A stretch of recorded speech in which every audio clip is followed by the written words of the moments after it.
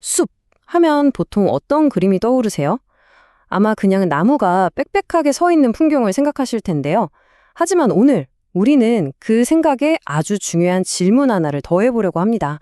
바로 숲을 어떻게 가꿔야 할까 하는 이야기입니다. 자, 이 두 숲을 한번 비교해 볼까요?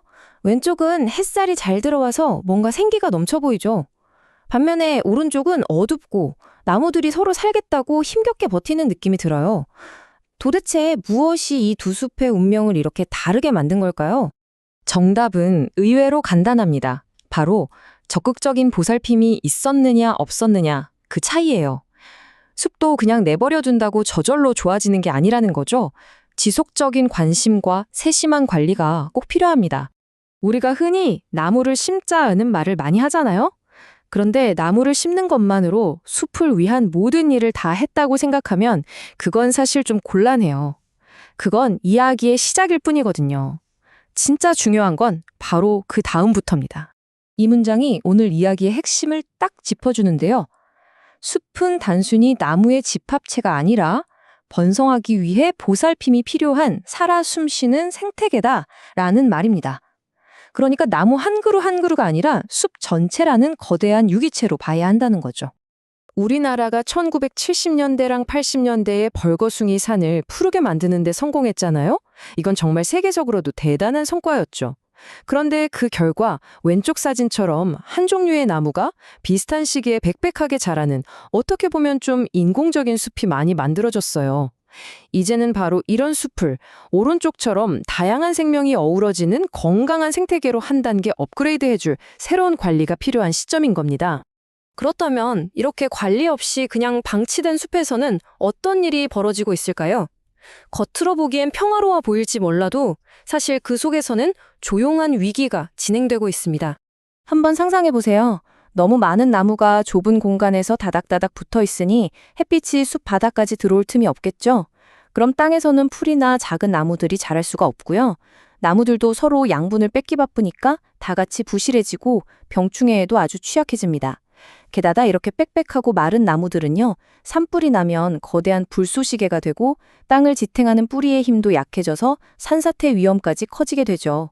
결국 다양한 생명이 살 수 없는 공간이 되어버리는 겁니다. 자, 그럼 이 조용한 위기를 해결할 주인공은 누구일까요? 바로 숲가꾸기입니다. 오늘 설명의 하이라이트라고 할 수 있겠네요. 숲가꾸기가 뭐냐면요, 말 그대로 숲의 가치를 더 높이기 위해서 숲의 성장과 건강을 적극적으로 관리해주는 모든 활동을 말해요. 쉽게 말해서 거대한 숲을 대상으로 하는 정원가꾸기, 포레스트 가드닝이라고 생각하시면 딱 맞습니다. 그럼 이 포레스트 가드닝, 구체적으로 어떻게 하는 걸까요? 자, 이 그림에 세 가지 핵심 기술이 아주 잘 나타나 있습니다. 첫 번째는 가지치기입니다. 나무의 아래쪽 가지들을 잘라내서 나중에 옹이 없이 매끈하고 비싼 목재를 얻기 위해서죠. 두 번째는 속가배기인데요.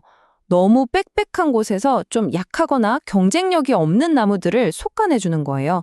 그러면 남은 우량한 나무들이 햇빛이랑 양분을 마음껏 받아서 더 튼튼하게 자랄 수 있겠죠.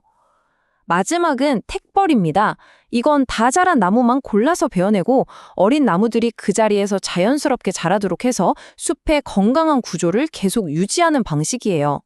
이렇게 정성을 들여서 숲을 가꾸면 과연 어떤 변화가 일어날까요? 그 결과는 정말 상상 이상입니다. 제가 구체적인 숫자로 딱 보여드릴게요. 숲 가꾸기를 한 숲은요, 그냥 둔 숲보다 이산화탄소를 흡수하는 능력이 무려 42%나 증가합니다. 기후위기 시대에 이건 정말 엄청난 능력치죠. 여기서 끝이 아닙니다. 숲이 물을 저장하고 깨끗하게 걸러주는 능력, 이것도 43%나 향상됩니다. 결국 우리에게 더 깨끗하고 안정적인 물을 공급해준다는 뜻이에요. 그리고 속가배기를 해서 햇빛이 숲바닥까지 잘 들어오게 되니까요. 그 아래에서 자라는 풀이나 작은 나무 같은 식물들이 3배나 더 풍성해졌습니다. 이렇게 숲바닥이 북적북적해지면 어떻게 될까요? 네, 바로 이 그림처럼 온갖 곤충이랑 동물들이 모여들면서 훨씬 더 건강하고 안정적인 생태계가 만들어집니다. 말 그대로 생물 다양성이 폭발하는 거죠. 효과가 생태적인 부분에만 있는 게 아닙니다. 숲가꾸기를 하면 산불이나 산사태 같은 재해 위험도 줄여주고요. 여기서 나오는 목재의 경제적 가치는 두세 배나 높아집니다. 또 우리에겐 쉴 수 있는 쾌적한 공간을 제공해주고 임업 분야의 일자리를 만들어서 지역 경제에도 큰 도움이 되죠. 자, 이렇게나 중요한 숲가꾸기가요. 이제는 최첨단 기술과 만나서 한 단계 더 진화하고 있습니다. 예전처럼 사람이 일일이 걸어 다니면서 확인하기 힘든 넓은 숲을요. 이제는 드론이 휙 날아다니면서 데이터를 수집하는 시대가 온 겁니다. 훨씬 더 똑똑하고 또 정밀하게 숲을 관리할 수 있게 된 거죠. 스마트 산림관리 기술은 정말 다양해요.